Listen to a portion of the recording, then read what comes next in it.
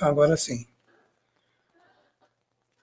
Boa noite, meus amigos, boa noite, minhas amigas do Jornal do Castelo. Nós estamos iniciando mais uma edição de Conexão Campinas.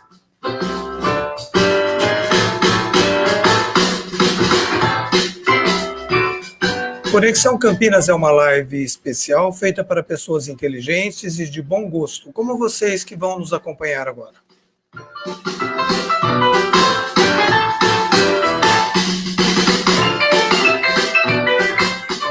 Aqui em Conexão Campinas, nós discutimos assuntos das mais diversas áreas que são de interesse da nossa cidade.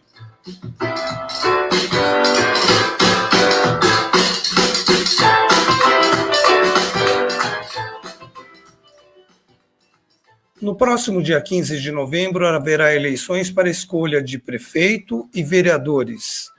Nos próximos dias, terá início também a campanha eleitoral. É muito comum, praticamente em todos os segmentos da sociedade, a gente ouvir todo político é igual, político é tudo ladrão, político é tudo corrupto. Isso é uma fala comum. A gente costuma generalizar. Mas qual é a importância da participação da sociedade nesse processo? Acontece que os políticos, eles não estão lá como vereadores, prefeitos, deputados, governadores, porque eles foram lá e sentaram na cadeira. Eles foram eleitos, eles foram escolhidos pela população. E aí que entra a nossa participação. Para falar um pouquinho sobre isso, eu convidei para a Conexão Campinas de hoje o advogado especialista em legislação eleitoral, Dr. Marcelo Rosa Maia. Dr. Marcelo, muito obrigado por aceitar participar de Conexão Campinas. Boa noite para o senhor. Boa noite, Clóvis. Eu que agradeço a oportunidade de participar do seu programa, né, através dessa live. Um programa de grande repercussão na cidade de Campinas e eu me sinto lisonjeado com o convite e creio que o tema que nós vamos debater aqui será de grande esclarecimento para o seu público de um modo geral. Tá ok, muito obrigado, doutor Marcelo. Antes da gente começar a falar sobre a participação da população no processo eleitoral, gostaria de saber quem é o doutor Marcelo. Fala para a gente um pouquinho do senhor. Eu apresentei aqui, o senhor é especialista em legislação eleitoral e eu esqueci de dizer aqui, o senhor é sócio da Sociedade de Advocacia Rosa e Santos. Fala um pouquinho mais sobre o doutor Marcelo, por favor. Eu sou sócio da Rosa Santos Sociedade de Advogados, né? Eu tenho especialidade em Direito Eleitoral pela Escola Brasileira de Direito, tenho pós-graduação em Direito Penal e Processo Penal pela ITA, né, a Escola Superior de Direito, e sou mestrando em Criminologia Forense pela Universidade de La Empresa, no Uruguai. Que bom. Essas são as minhas qualificações profissionais, né? E além disso, eu sou pai de 3 filhos também. Também já é uma boa experiência, mas eu fiquei surpreso. Eu sabia que o senhor é sócio da advocacia, que o senhor também era especializado em legislação eleitoral, mas estou muito surpreso positivamente com a qualificação do senhor. Parabéns. Se tem alguém aqui para falar de legislação eleitoral, vai ser o senhor. Doutor Marcelo, a gente sempre tem que cobrar a participação nossa da sociedade na escolha dos candidatos. Eu geralmente pergunto, mas como que a gente vai saber quem é um bom candidato, quem vai ser um bom político ou quem não é um bom político? Um bom caminho para a gente começar a escolher esse candidato, seja do partido A, B ou C, Zé, João, Pedro, quem for, é já no começo na campanha eleitoral. Porque se o camarada ele começar torto, se ele fizer o que for preciso para ser eleito, independente de obedecer à legislação eleitoral ou não, muito provavelmente ele também não vai ser um bom político. Então vamos falar um pouquinho do que é permitido e do que não é permitido. Vamos abordar primeiro, doutor, a propaganda eleitoral convencional, aquela que existia antes da internet. O que será permitido em termos de placa para que as pessoas possam olhar e falar, bom, esse está certo, esse está errado. O que vai ser permitido? Clóvis, o início da sua fala eu achei muito interessante, e antes de a gente abordar essas questões do que pode, do que não pode, eu quero trazer aqui, fazer uma reminiscência histórica, né? Para a gente pontuar a nossa responsabilidade como cidadão. Primeiro ponto aí seria que o direito ao voto é um grande elemento da democracia, né? Talvez a ferramenta mais cara da democracia hoje. Então, o voto ele tem que ser para o cidadão não um peso, mas sim um orgulho, né, de uma conquista aí alcançada diante de tantas lutas, né? Por que não dizer até conquistada através de derramamento de sangue? E se nós trazemos uma análise histórica, os Estados Unidos, de 1955 a 1968, passou aí por uma luta, né, que é marcada aí como a luta pelos direitos civis. E nessa luta, um nome proeminente do Dr. Martin Luther King, que foi um grande político, um pastor batista, né, e um grande ativista aí dos direitos civis, ele tem uma frase muito interessante atribuída a ele, que diz o seguinte, que o que me preocupa não é o grito dos maus, mas o silêncio dos bons. Então, não adianta eu reclamar da política, dos políticos, se eu, através do meu voto, eu não faço nada para poder mudar o quadro que aí está, né? Então, eu acho que um grande passo seria esse, o exercício aí do voto, né? Que, como eu disse, foi conquistado a duras penas, é um caminho muito interessante aí para a democracia, para o exercício da democracia de uma forma plena. Dia desses, teve uma assembleia aqui no meu condomínio, onde eu moro, para a escolha da cor da pintura da parte externa do condomínio, que aqui tem uma padronização, né, todas as casas são iguais, e aí teve a escolha da pintura da parte externa, vai ter uma reforma aqui, e aí eu conversando com meu irmão que mora no mesmo condomínio que eu, ele falou, viu, você gostou da cor e tal? Eu falei, cara, eu não posso nem entrar nesse mérito, não posso nem discutir isso, por quê? Porque eu não fui na assembleia. Então, tá entendendo? Eu tive a oportunidade de participar da Assembleia, eu não fui, eu não participei, eu não opinei, então agora eu não posso reclamar. Então eu acho que um grande princípio, mas será que o meu voto muda alguma coisa? O seu voto sim, o seu voto muda, né? O seu voto é uma conquista democrática. Então eu acredito no poder do voto, eu acredito no poder de mudança através do voto, e a democracia é um instrumento magnífico aí para a mudança da realidade da nossa sociedade, né? Então, como bem pontuado por você aí, no início da sua fala, você foi muito feliz em fazer essa abordagem. E aí a gente parte aí para as questões do que pode e o que não pode, né? Muito bem, muito boa a sua colocação também, doutor. Então, vamos lá, aquela propaganda convencional que os eleitores estão acostumados, o que será permitido esse ano? Então, existe uma resolução do Tribunal Superior Eleitoral que define, ele delimita aí as condições aí dessas eleições, né?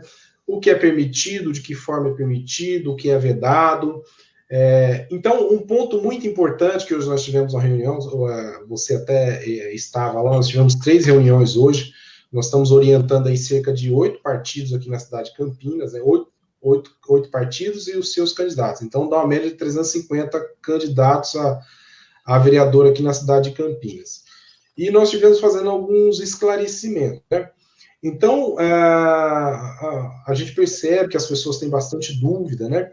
E assim, todo esse tratamento, todas essas dúvidas, todos esses esclarecimentos que nós vamos fazer aqui, caso o seu ouvinte, aquelas pessoas que estão tendo acesso a essa live ou posteriormente aí, né? Que isso aí vai ficar gravado, Uhum. Existe um mecanismo muito interessante para aqueles que violam as regras aí do direito eleitoral, as regras da propaganda, ou qualquer outro tipo de abuso, né, aí, ocorrido no âmbito das eleições. O TSE ele tem uma ferramenta muito interessante, que é o Pardal Eleitoral. Qualquer um tem acesso através do site do TSE, e lá você pode fazer as denúncias caso você verifique alguma das irregularidades das quais nós vamos tratar aqui nesse pequeno espaço que a gente tem aqui. O tema é muito amplo, então a gente vai reduzir ao máximo, né, para esclarecer aí as dúvidas mais proeminentes. Então vamos lá, Clóvis. O que acontece? Uma grande mudança que teve aí na legislação eleitoral, inclusive foi uma dúvida suscitada lá na reunião no dia de hoje, foi em relação ao financiamento da campanha eleitoral. O que acontece? Em 2005, a gente tem um marco aí no nosso país, que é com a ação penal 470, né, que é a conhecida a ação aí do mensalão. Do mensalão, uso mensalão. Isso, e ali a gente teve um escândalo terrível em relação a essa promíscua relação entre as empresas, as empreiteiras, as empresas, a iniciativa privada, com o financiamento, né, de campanhas eleitorais. Pois bem, o que se descobriu ali a partir dessa ação, o que se descobriu não, já se sabia, mas o que veio à tona era que 95% do financiamento eleitoral era advindo da iniciativa privada, e grande parte desse financiamento era feito por grandes, as maiores empresas, empreiteiras, bancos e etc. A título de curiosidade, uma empresa, né, chamada Cosan, ela fez um investimento aí em doações de 5.780.000 na última campanha que foi permitido o financiamento privado. Então, assim, aí vem aquela pergunta: qual o interesse da iniciativa privada em fazer um financiamento de campanha? Então, em razão disso, o Conselho Federal da Ordem dos Advogados do Brasil, uma instituição muito sólida do nosso país, né, ela entrou com uma ação direta de inconstitucionalidade no STF, arguindo que o financiamento privado, o financiamento eleitoral pela iniciativa privada, ela padecia de inconstitucionalidade. Por quê? Primeiro ponto, ela era inadequada por conta da intervenção do poder econômico nas eleições. Então, é um fato. Né? Então, existia, é claro que a iniciativa privada, ela tem algum interesse no momento que vai fazer, que ela for fazer ali esse financiamento. Então, ninguém investe se não espera receber, né? Só investe quem espera receber. Então, tinha essa inadequação aí do poder econômico no sistema de financiamento das campanhas. Violaria também o princípio da igualdade, porque que igualdade teria um candidato que recebe milhões da iniciativa privada, ou que tem potencial, chance de chegar a ser eleito, e aquele que era pouco conhecido. Então, você violaria aí o princípio da igualdade. E o princípio também da democracia, da democracia, e o próprio princípio republicano. E então o Conselho Federal da Ordem dos Advogados do Brasil entrou com essa ação direta de inconstitucionalidade, essa DI, quem tiver curiosidade, é 4650, né? E em razão disso foi declarado inconstitucional os artigos 24 e 24 da Lei 95.04.97, que é a Lei das Eleições, e o artigo 31 da Lei 90.96 de 95, que é a Lei dos Partidos Políticos. Em razão disso, hoje não é mais permitido o financiamento eleitoral por parte da iniciativa privada. Então, ou seja, em hipótese alguma, qualquer pessoa jurídica pode doar dinheiro para qualquer candidato. Quem fizer Não isso estará infringindo a lei. estará infringindo a lei. Inclusive, isso aí é muito fácil de detectar, por quê? Porque o candidato, hoje, qualquer candidato, ele precisa né, ter uma conta corrente, né? Como que funciona? O candidato, para ele ser candidato, ele tem que preencher uma série de requisitos, né? Requisitos legais. Dentre esses requisitos legais está a capacidade de ser eleito, né? A capacidade de ser eleito, ela tem alguns requisitos que estão lá na lei da ficha limpa, né? O candidato não pode possuir nenhuma condenação. Aliás, ele tem que se ele tiver alguma condenação, essa condenação ela tem que estar extinta há mais de 8 anos, né? Então, a partir disso, ele alcança a capacidade de ser eleito. E como que funciona isso aí? Então, o candidato ele apresenta uma série de documentações, né, na Justiça Eleitoral. Com essa documentação, é feito um requerimento de registro de candidatura dele. O juiz eleitoral responsável por aquela zona eleitoral, ele vai avaliar toda essa documentação e, a partir disso, ele defere ou indefere o pedido de registro de candidatura aí do candidato. A partir desse momento, se deferido, né, se o juiz conceder ali o requerimento de registro de candidatura dele, vai gerar um número de CNPJ. Aquele número de CNPJ, ele consegue abrir uma conta eleitoral, vai ser aberta uma conta eleitoral só para fins eleitorais. Então, toda movimentação bancária vai ser feita através, toda movimentação, pagamento, recebimento, vai ser feita através daquela conta específica. Então, em razão disso, é muito fácil você identificar aquilo que entra e aquilo que sai aí em relação aos recursos para a campanha do candidato, né? Partindo dessa premissa, nós temos que observar que as doações elas são permitidas apenas por pessoa física. E isso dentro de um limite.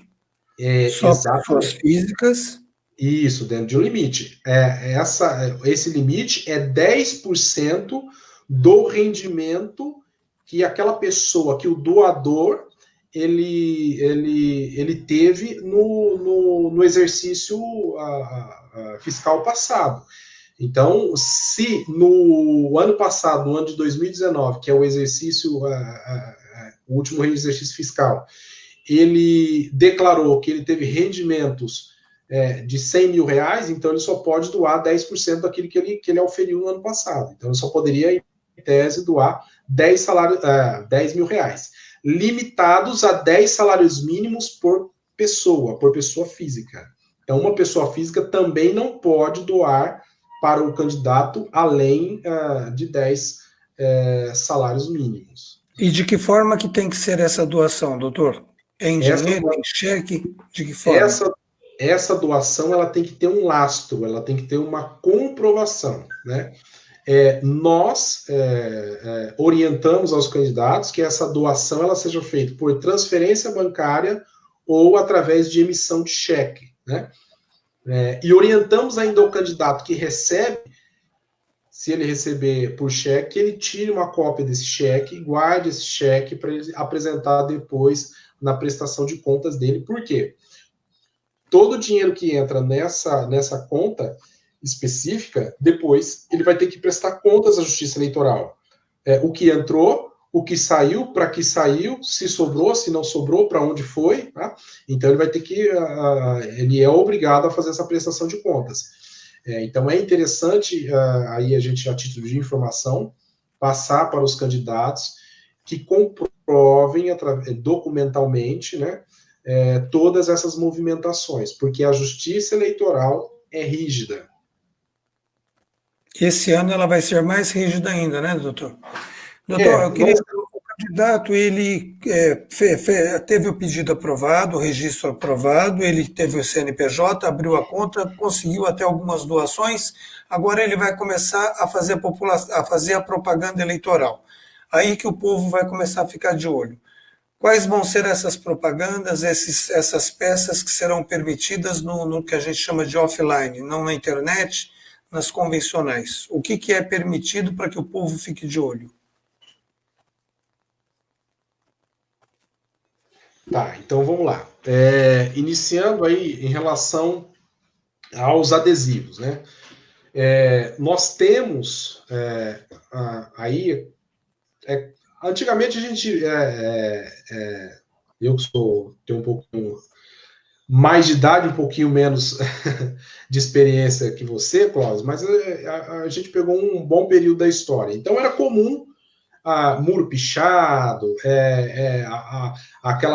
aqueles outdoors, né, gigantesco na beira da pista, aquelas faixas enormes cruzando a avenida, cartaz em poste, então aquela poluição visual.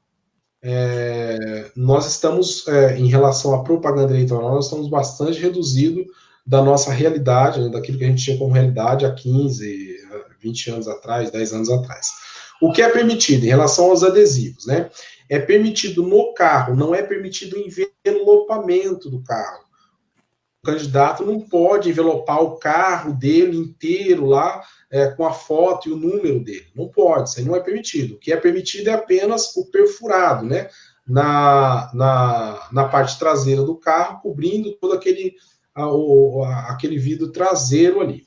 Então, a dona Maria, se ela viu um carro envelopado, ela já vai saber, olha, esse camarada, ele não está cumprindo a lei. Ele não é provavelmente também não vai ser um bom político. E aí, então, já é um indício. Não é permitido envelopar. O senhor falou aquele perfurado, aquele adesivo atrás do carro, né? Ele pode ser toda a extensão do vidro do carro? O vidro traseiro ele pode conter toda a extensão do vidro traseiro, somente. Se o candidato optar por colocar nas laterais, esse adesivo ele não pode ultrapassar a meio metro quadrado, né? Então tem essa limitação. Meio metro nas laterais. É isso. E atrás, no vidro traseiro, ele pode preencher todo aquele vidro traseiro. É interessante anotar que todo material de propaganda precisa ter o número do CNPJ do candidato. Não é permitido nenhum tipo de material sem o número do CNPJ. Por quê?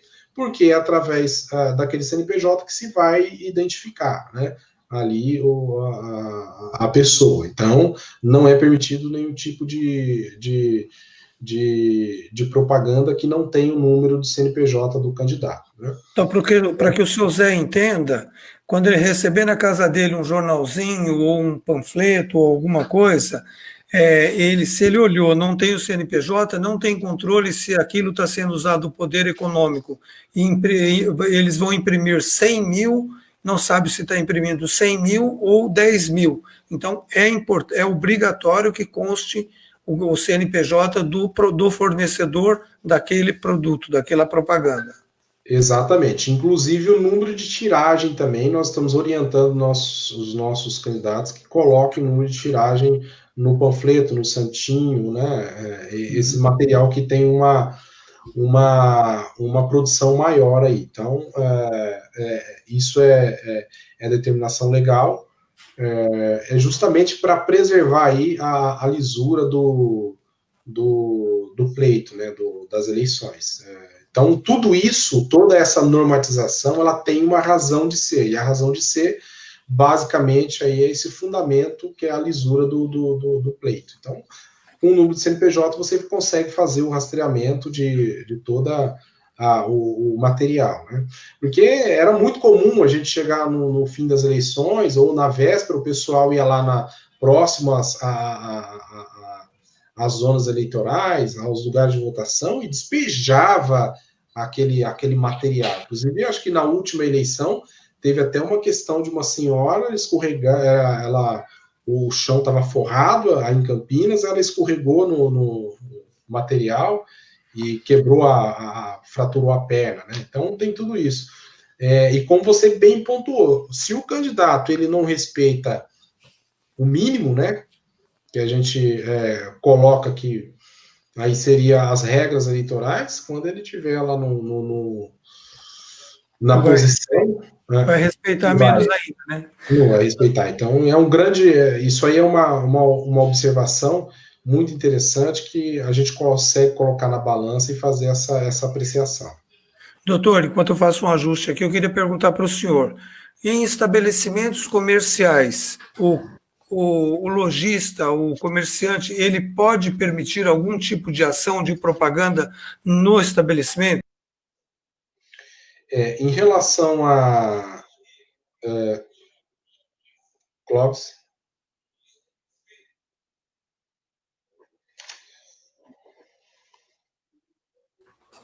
Eu só fui fazer um ajuste de enquadramento aqui. é, Em é, relação aos estabelecimentos comerciais, que tipo de propaganda pode ser feita ou se não é permitido nenhuma propaganda? Antes de responder essa pergunta, Clóvis, eu só para não perder o fio da meada, aí a gente faz a próxima abordagem. Em relação a essas propagandas, você não. A, a permissão da propaganda ela tem que ser de forma espontânea. Né? Então, um exemplo, eu não posso condicionar a adesivagem do meu carro a uma promessa de qualquer tipo de vantagem que seja. Isso é proibido. Né? Inclusive, isso é crime. É o candidato que faz isso. Olha, deixa eu colocar um adesivo na porta da sua casa que eu te dou, sei lá, uma cesta básica, eu te pago uma quantia em dinheiro, qualquer tipo de contraprestação. É terminantemente proibido. É crime eleitoral. É crime eleitoral. Deve ser de forma espontânea. A pessoa deve deixar, por empatia àquele candidato, por adequação àquilo que ele está defendendo, né? Então, isso é terminantemente proibido, né? Tem que tomar muito cuidado com isso aí. Inclusive, a distribuição de de brindes que contém o número do candidato, né? Por exemplo, uma caneta, já foi julgado que isso aí é uma contraprestação. Então, a pessoa também não pode, o candidato também não pode confeccionar. Isso era muito comum, régua, caneta, boné, camiseta, né? Era muito comum isso aí em outra época. Hoje já é terminantemente proibido. Então, não pode ter essa vantagem aí no condicionamento à propaganda, né? Então, não pode também a propaganda, respondendo a sua pergunta, em bens públicos, né, que dependa de cessão ou permissão do poder público, ou os bens de uso comum. Aí a gente tem cinema, clube, loja, centro comercial, né, templo, ginásio, estádio, ainda que esses lugares sejam propriedade privada, não pode existir propaganda dentro desses estabelecimentos, né? Doutor, deixa eu só fazer uma pergunta, professor, dentro desse contexto. Nesses estabelecimentos, o candidato ele pode deixar material de divulgação, panfletos, santinhos, cartões, é proibido? O deixar ali para a pessoa pegar espontaneamente, o santinho, aquele cartãozinho, não tem essa proibição. Ele não pode estampar, não pode estar estampado, não pode ter lá um adesivo, não pode ter lá um cartaz do candidato, né? Nesses lugares específicos. Então tem que tomar bastante cuidado em relação a isso aí. Então, nos lugares, nos bens, nos lugares públicos, né, que é os bens que o uso depende de cessão e permissão do poder público, por exemplo, vias, né, aquelas placas, eu esqueci agora o nome aquelas placas móveis. Então, por exemplo, o candidato, quando ele vai colocar uma placa dele, Ele não pode atrapalhar ali o trânsito, a circulação de pessoas, né? Então tem que ser um lugar muito específico e deve obedecer também um horário. Essa placa ela tem que ser móvel, ela pode ser colocada às 6 da manhã, mas tem que ser retirada às 22 horas da noite. Não pode ultrapassar esse período aí, né? Da mesma forma, a questão das bandeiras, né? Tem que obedecer esse período e também não pode atrapalhar, não pode ter poluição visual, não pode atrapalhar a circulação de pessoas, então tem que observar essas regras aí, né? Com relação a essas placas que o senhor mencionou, doutor, a gente observa nas últimas eleições um ponto de referência, isso acontece em vários outros locais, o Balão do Castelo, por exemplo. Ali são colocados 100, 200 cavaletes, aquilo fica assim lotado de cavaletes. Então, quando for 22 horas, todos aqueles cavaletes precisam ser removidos e não podem ficar próximos para que corra risco de cair dos carros ou de danificar algum veículo ou até atingir alguma pessoa, é isso? Exatamente. O horário, independente do local que ele esteja, é das 6 às 22. Então, pode colocar 6 e retirar às 22 horas. Agora, mesmo estando em local permitido, ele não pode atrapalhar a circulação de pessoas. Tá?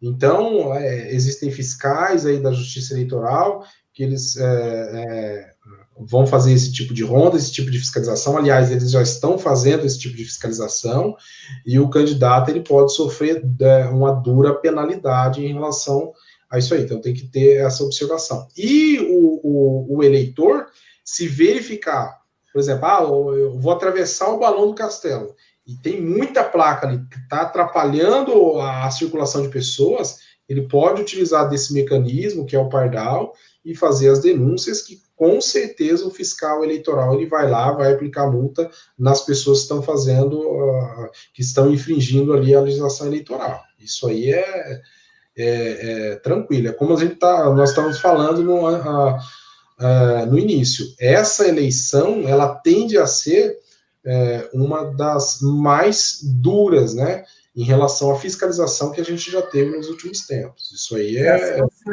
pacífico. Que assim seja, doutor. Doutor, com relação aos estabelecimentos comerciais, os comerciantes, enquanto pessoas jurídicas, eles não podem fazer doação, passar isso rapidinho, mas enquanto pessoa física, se eles quiserem doar alguma coisa para qualquer candidato, eles podem, dentro daquele limite que o senhor falou, né? Com relação às casas, a dona Maria gosta do João. O que ela pode oferecer, o que ele pode fazer de propaganda nas casas das pessoas? Então, ela pode, a adesivagem ali, obedecendo aquele limite, né, de meio metro quadrado o adesivo, ela pode colar o adesivo na porta dela, né, ela pode ter lá o santinho, isso aí não é proibido, né. O que é proibido? Pichação, inscrição à tinta, né, colocação de placa, né, que atrapalhe a circulação de pessoas, né, eu vou colocar na frente da minha casa. Não, a frente da sua casa é a calçada e as pessoas vai atrapalhar a circulação ali, então tem que tomar cuidado com isso aí. Né? Aquelas faixas da grade são permitidas, doutor? Uma faixa desde que obedecidas aí a medida, aí pode, né? Mas para dentro da residência, não para fora. Por exemplo, não pode pegar do poste de iluminação da pessoa até o poste da rua. Não pode. Ali você já está invadindo uma área que é uma área pública, né? Não pode. Tá? Okay.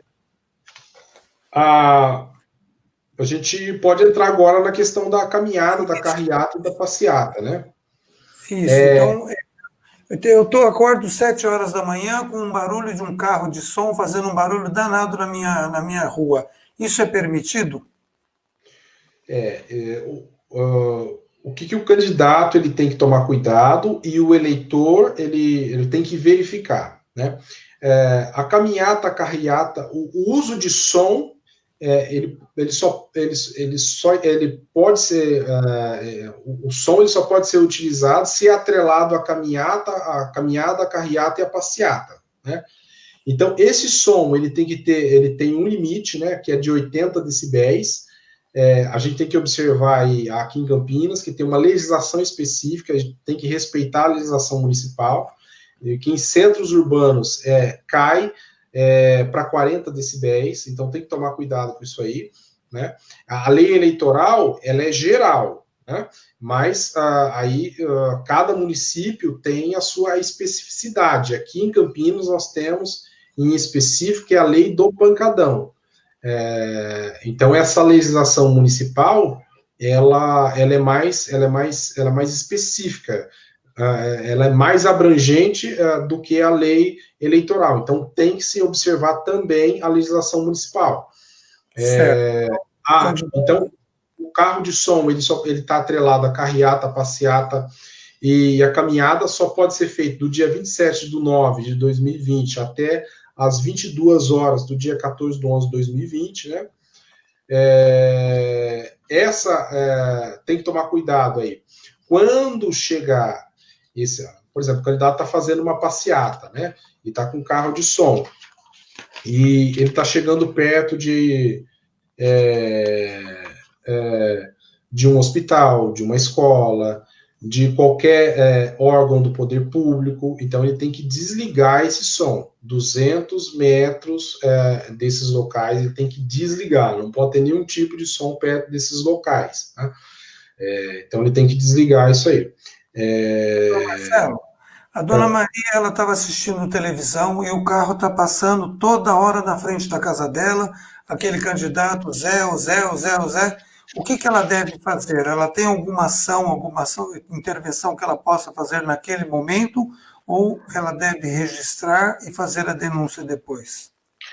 Eu acredito que é o seguinte, dentro de toda circunstância, deve-se ter o bom senso. Então, de imediato, ela deve estar passando na frente da casa dela e falar, olha, esse som está muito alto, e aí ela já pode, se for um ouvinte aqui do seu programa, ela já pode usar a legislação, falar, olha, eu assisti a live lá no programa do Clóvis e eu fui orientada de que o som ele não pode ultrapassar 80 decibéis, medida a 7 metros de distância do alto-falante. Então, se ela perceber que o som está excessivo, ela pode pedir para abaixar, ou se estiver passando perto de hospital, não desligar, perto da escola, ou do órgão do poder público, não desligarem, falar, olha, está a 200 metros aqui, vocês não estão respeitando. Então, pode pedir, ela pode intervir ali naquele momento e pedir o bom senso e o respeito à legislação. Não obedecer. Que isso seja feito, não é, doutor? É importantíssimo. Não obedecida, ela tem algumas possibilidades. Primeira, guarda municipal, e depois, imediatamente, ela fazer a comunicação ao pardal eleitoral, aí, que é o órgão de fiscalização da Justiça Eleitoral disponibilizado aí pelo TSE. Ok. Doutor, agora a gente pode passar para a parte da igreja. Na igreja, obviamente, nos templos religiosos, não é permitido nenhum tipo de propaganda eleitoral. Como que ficou essa questão? A igreja ela é terminantemente proibida de vincular a propaganda eleitoral dentro do seu tempo. Porque a igreja ela tem uma finalidade. Qual que é a finalidade da igreja? Né? É ali, cada uma na sua concepção, prestar o seu culto. Né? Então, inclusive, tem que tomar cuidado com líderes religiosos que fazem alusão ali, olha, a igreja deve votar no candidato fulano de tal. Isso configura abuso do poder religioso. Né? Então, o voto, ele sempre foi, ele sempre será livre, e sempre foi e sempre será secreto. Então, a pessoa, ela deve, dentro da sua livre iniciativa, dentro da sua livre capacidade de escolher o seu candidato, sem que tenha nenhum tipo de limitação, ou seja, aliás, de condicionamento, né? Então tem que tomar cuidado. O líder religioso ele pode responder, sem dizer que macula, né, a entidade religiosa. Então tem que tomar muito cuidado com isso aí, porque configura, sim, abuso do poder religioso, esse condicionamento do voto a determinado candidato. É claro que cada uma das instituições, dentro da sua ideologia, né, fala, olha, e a orientação espiritual que ela recebe ali, né,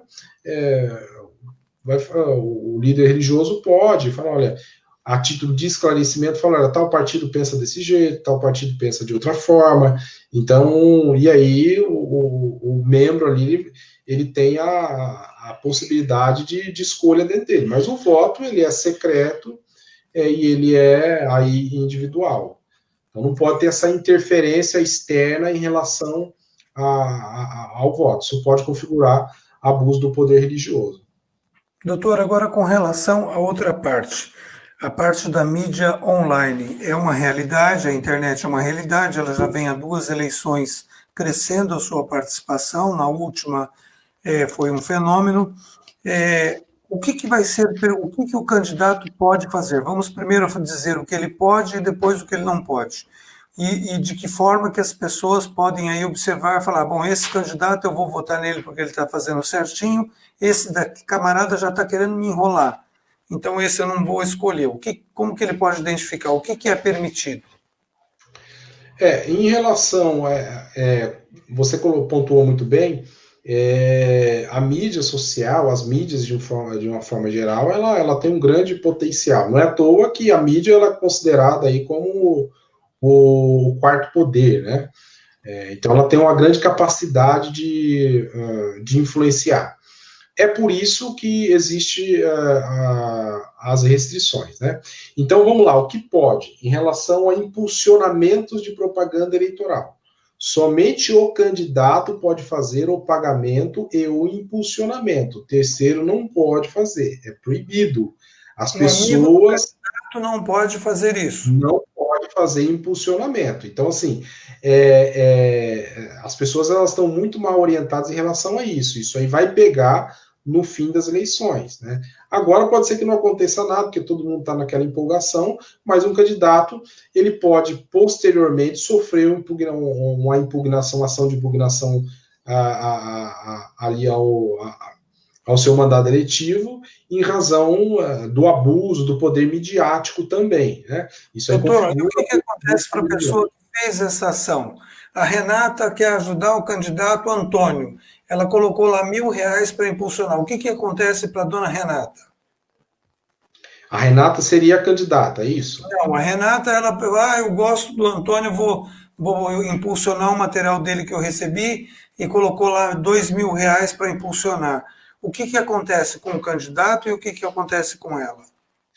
O candidato, se eleito, ele pode sofrer aí uma ação de impugnação, caso ele venha a ser eleito. Se ele não for eleito, ele pode sofrer uma penalidade de cunho pecuniário por parte da Justiça Eleitoral, né? E a pessoa que fez o impulsionamento, ela vai ser chamada a justificar por que você fez isso, a mão de quem, como que foi. Então tem que tomar muito cuidado em relação a isso aí. Tá? As pessoas elas não estão atentas a isso. O candidato ele tem que ler as resoluções do TSE. Se ele não tiver uma afinidade, ele precisa procurar uma orientação jurídica, porque isso aí com certeza vai dar muito problema depois. Tá? Hoje, inclusive, as pessoas que forem fazer impulsionamento através do Facebook, isso aí tem que ser registrado, tem que emitir nota fiscal, tem que prestar contas ao final da campanha, né? Quanto pagou, como pagou, de que forma pagou. Então tem que ter todo esse registro aí para depois não sofrer nenhum tipo de penalidade, né?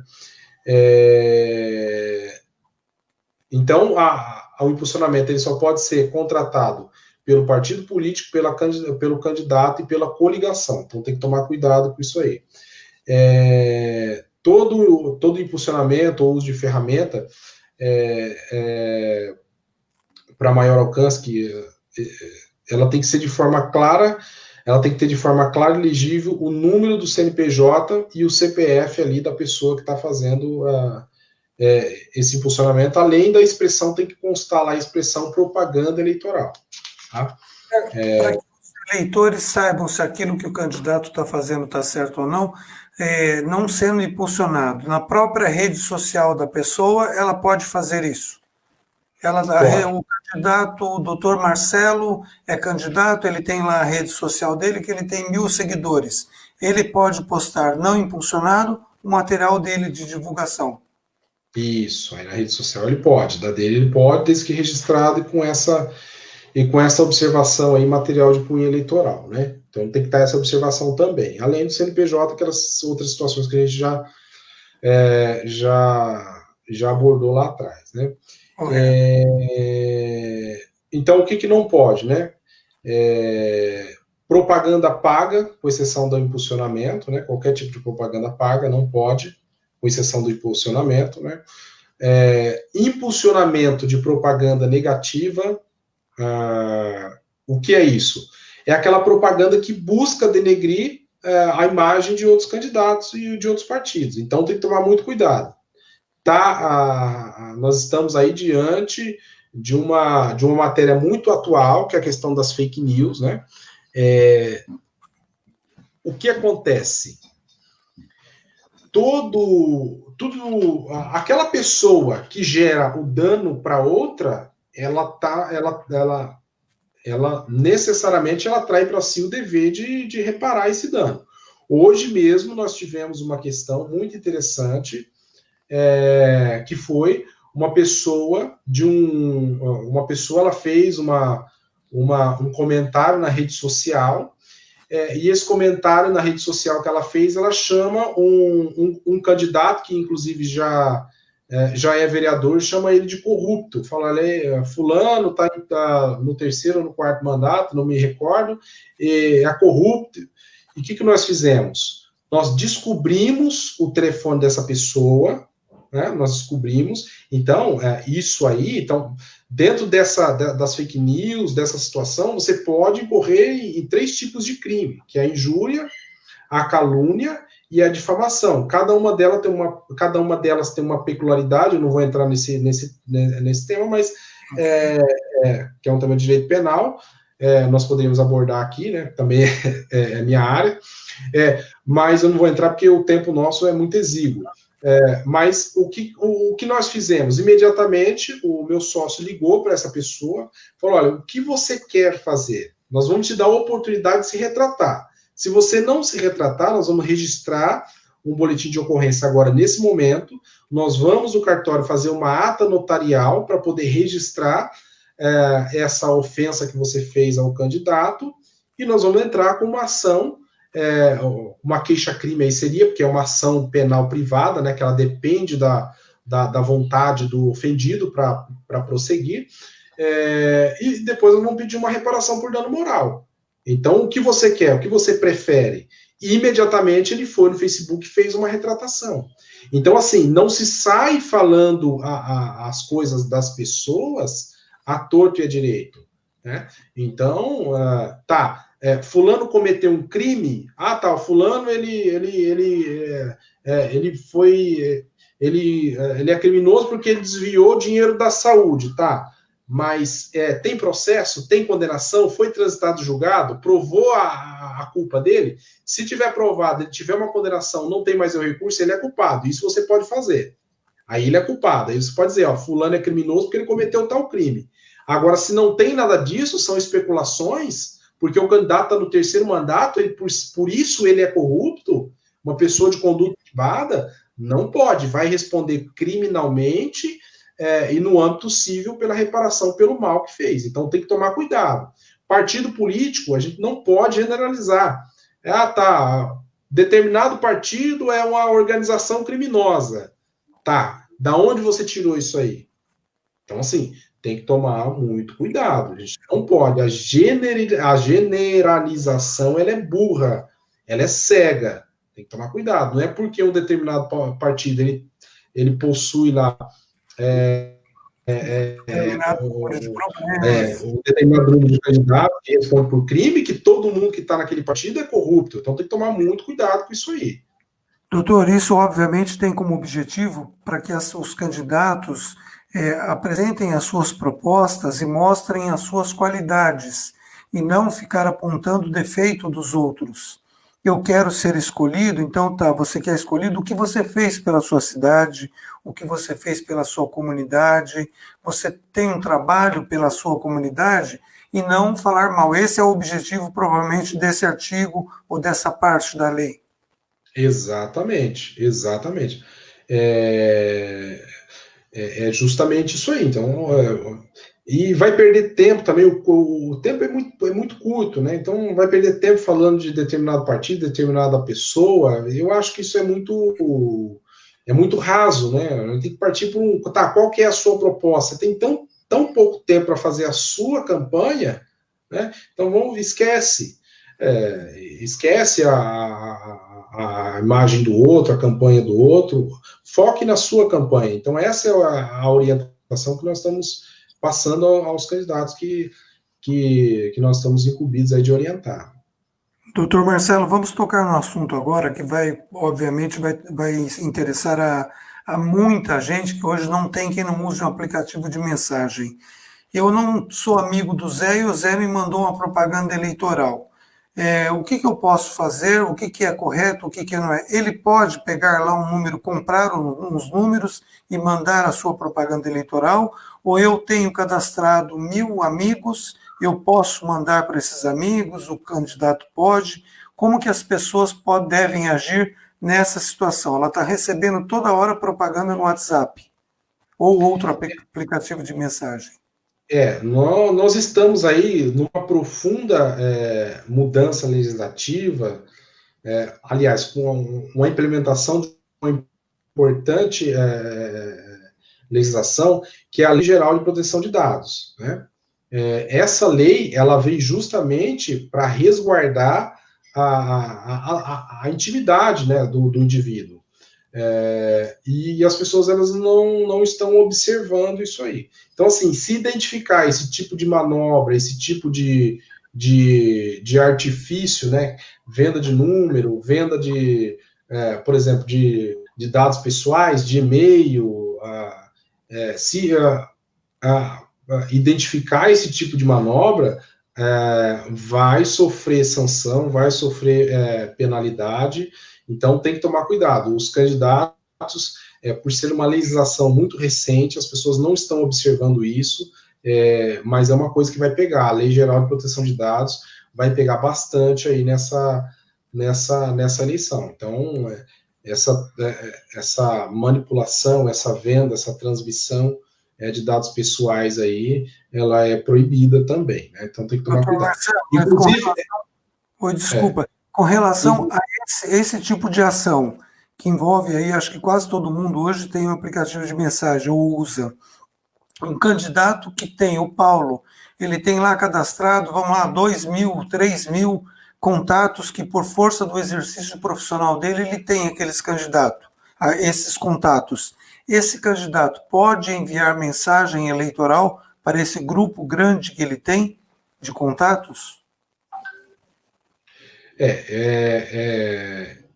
assim, o grupo ele não pode fugir da finalidade, né? Isso aí é uma questão de bom senso, né? Então, se o grupo ele tem uma finalidade específica, sei lá, tratar de matérias, por exemplo, no meu caso, eu participo de vários grupos de direito, então a finalidade do grupo é aquela, né? Tratar daquele assunto, né? Então, o momento em que se desvirtua essa finalidade do grupo, já é uma questão de bom senso, né? A pessoa não está ali para poder tratar de política, não está ali para tratar de adoecer o dela, está ali para tratar acerca daquela matéria que aquele grupo ela foi utilizado no próprio nascedouro daquele grupo. Então, é uma questão de bom senso mesmo em relação a isso, né? Agora, o que nós temos que tomar cuidado, foi até uma questão abordada hoje aí lá na palestra que nós tivemos, né? O que aconteceu? Teve uma determinada pessoa, ela foi fazer uma entrevista numa empresa, para uma vaga de emprego. No momento que ela estava fazendo aquela entrevista, ela recebe um áudio um áudio de uma pessoa, né? E naquele áudio vem aquele famoso gemidão do WhatsApp, né? Então teve todo aquele constrangimento, né? E nessa situação, o que aconteceu? A pessoa que enviou lá o famoso gemidão, ela foi responsabilizada, ela foi obrigada a pagar uma indenização para a pessoa que recebeu, Ela e foi condenada a pagar? ela foi condenada a pagar, e o administrador do grupo também foi condenado de forma solidária. O que é isso? Ele é tanto responsável por aquele ato ilícito quanto a pessoa que enviou. Então, os administradores de WhatsApp, eles têm que tomar muito cuidado nessa responsabilidade solidária, tá? Então, teve uma outra questão também em relação a grupo de WhatsApp de condomínio, em que começou ofensas, e aí essa decisão, particularmente, eu li ela inteira. O que foi decidido nessa sentença? O juiz falou, olha, o administrador do WhatsApp, ele tinha plena possibilidade de bloquear, de obstar naquele momento aquelas agressões. Não o fazendo, ele responde também como o próprio ofensor. Então, um exemplo bem clássico. De repente, essas questões aí a propaganda negativa, né? Então, tanto a pessoa que enviou no grupo quanto o administrador, eles podem responder pelo ato ilícito, né? Então, tem que tomar cuidado, administrador de grupo, as pessoas que vão enviar essas questões aí, tem que tomar cuidado, observando aí as suas responsabilizações, tá? Nós estamos já a 56. A gente está chegando para a parte final e eu gostaria de mais alguma coisa importante que eventualmente a gente ainda não tenha abordado e uma mensagem final para o senhor, um alerta para que os eleitores participem de forma mais cidadã possível, fazendo a sua função, cumprindo o seu papel de fiscalizar também esses candidatos nessa primeira etapa.